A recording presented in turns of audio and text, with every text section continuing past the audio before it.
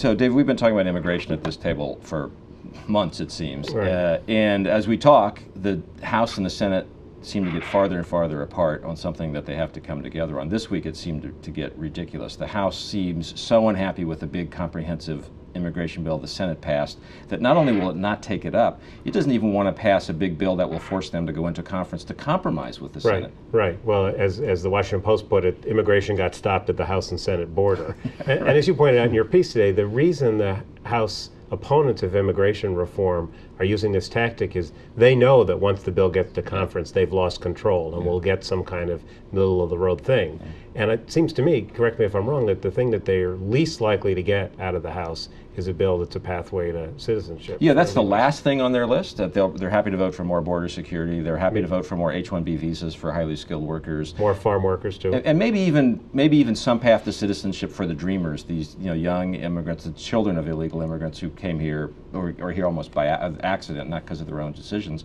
But that's about as far as it goes. And if you think about the Senate bill, where the path to citizenship is kind of central to it, and a House where nobody really wants to talk about a path to citizenship, that's a pretty big bridge to what leverage does the business community or the president have to get the House to be more cooperative? The business community probably is the one force that could still compel something in the House, because they do have a constituency among House Republicans, and they probably have to get more vocal about it. Most people in the business community, whether they do or they don't like a path to citizenship, they want immigration reform because they want highly skilled workers, and they also want, and this has gotten less attention, a lot of temporary guest workers for the agriculture industry, for the dairy industry, for tourism, for the fishing industry in Alaska. There are all kinds of industries that want this bill for reasons other than the big sort of headline-grabbing provisions, but they haven't been very vocal. They may have to be.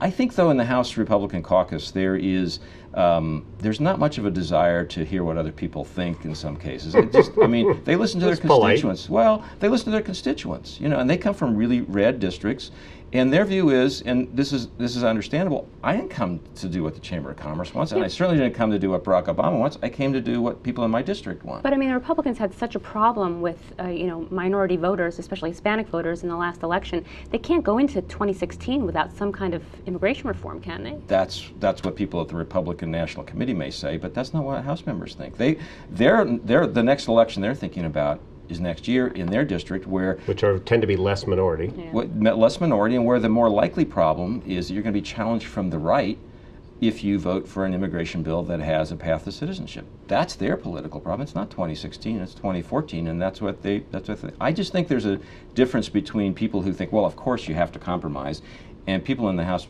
caucus now who say that's what's been happening in this town for 50 years, and all it's done is it's gotten us into a lot of trouble and built up the debt, and we're not here to do that anymore. And that's a big change, and I think immigration is really a great illustration of it. Do they break it up at all? Do they do H-1B visas separately? They will. They will do that. They'll do H-1B visas and border security thing. And then Democrats will say, well, we're not buying that because we're not going to get the thing that we want, which is a comprehensive reform that deals with the illegal immigrants here. So the piecemeal approach is where I think it still all falls apart.